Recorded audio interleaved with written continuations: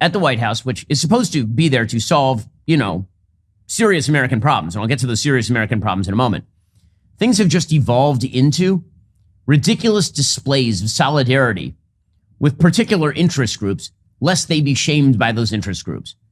Because again, the White House is subject to the woke mandates of the society to which it holds itself standard.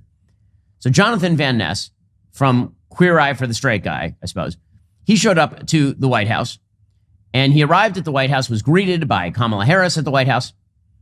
I mean, there's still, by the way, families of the soldiers who were killed in Afghanistan who have never been to the White House. But Jonathan Van Ness has been to the White House. Not just that, here he was in the White House press room addressing the journalists assembled.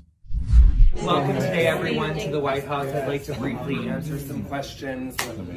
Go ahead, I'm ready. JVN. Oh, yes. Is it true that is all your natural hair? Yes, I can confirm that this is not a wig. Follow-up question, do you use your own products? I do use JVN hair, actually exclusively for over 4 years. Next question. Is it true Karamo is your favorite member of the Fab Five? I will say that I can confirm that Karamo Brown is my favorite member of the Fab Five. I also have a very strict rule that if I'm only with one of our castmates, they are in fact my favorite. Question, is this a serious country? Is this a serious country? When we talk about shamelessness in politics, this would be the question. Here's the video, by the way, of the members of Queer Eye for the Straight Guy arriving at the White House. This is a dude in a dress with long hair and a beard, by the way. Jonathan Van Ness. And there's Kamala Harris. Can we talk on it? Oh my God. This is the United States and our political class in a nutshell. If you want more of the American political class in a nutshell, the current mayor of San Francisco. San Francisco is a collapsing city. It has collapsed into crime, into drug use, into homelessness, defecation on the streets. It's a disaster area, San Francisco. But the mayoral debate in San Francisco is between London Breed and one of her rivals. And they were asking the really important questions. Again, these are signposts of a collapsing society. London Breed is running against a person named Mark Farrell. And here is what was the critical issue in their mayoral debate. Here's London Breed asking Mark Farrell to name 3 drag queens. This is like how people get elected in San Francisco. Not are you going to clean up the streets, not are you going to get the drugs off the playgrounds, not are you going to stop the shoplifting so businesses can come back to the city. Can you name drag queens? The signs of a post-shame, stupid and frivolous society in which no moral standard is actually upheld other than perhaps sometimes the societal shaming that comes from the very woke left. This is an opportunity to redeem yourself. And if you could name 3 LGBTQ advisors for your campaign and 3 drag queens in San Francisco. Can you name 3 drag queens in San Francisco? The issues that the American people demand that there be answers to. And listen, we can all laugh at San Francisco, but the reality is that so much of our politics these days revolves around the frivolous and the stupid. And the reality is that the world is a very serious place. It's an actual very serious place. You can treat all of this as comedy. Honestly, it's really, really funny watching London Breed questioning other mayoral candidates to name drag queens. It's not even like name precincts in San Francisco. It's name drag queens that you know, men who dress as ladies and gallivant around in scantily clad outfits. I mean, yeah, it's inherently funny, but I'm not sure whether it's funny or whether it's sad. And this is part of the problem with our politics, right? If you laugh at it, it's really funny. But it also has some very real consequences. We'll get to more on this in a moment. First, if you're struggling with collections, medical bills, credit cards, personal loans, check out PDS Debt. PDS Debt is an innovative one-stop shop to guide you on your journey to freedom from debt. There's no one-size-fits-all solution to becoming debt-free. That's why PDS Debt offers multiple programs and solutions tailored to your specific needs, budget, and future financial goals.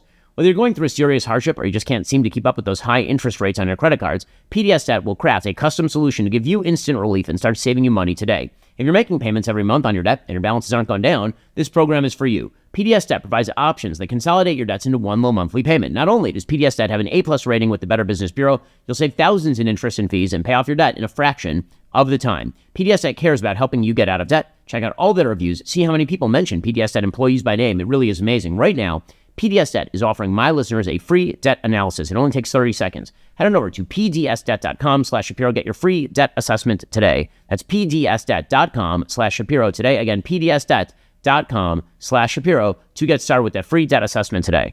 Now, right now, I'm in Israel for the Jewish holiday of Shavuot, as I mentioned on the show a couple days ago. And I got to say, it's a pretty serious place. One of the reasons it's a serious place is because Israel is under serious threat. It actually has genocidal enemies on nearly all of its borders who wish to slaughter every Jew they can get their hands on. That's a serious threat. And in the United States, we got serious problems as well. In fact, the serious problems facing the United States have worldwide ramifications. And yet the political class is totally frivolous, totally stupid. The political class in the United States, there are some serious people in Congress who I think are there for the right reasons. I think that you do have particular politicians who may be interested in solving problems from time to time. But overall, the general kind of arc of the political universe in the United States bends towards foolish frivolity, toward bread and games, as the republic dies from the inside. So here is a chart of the republic dying from the inside.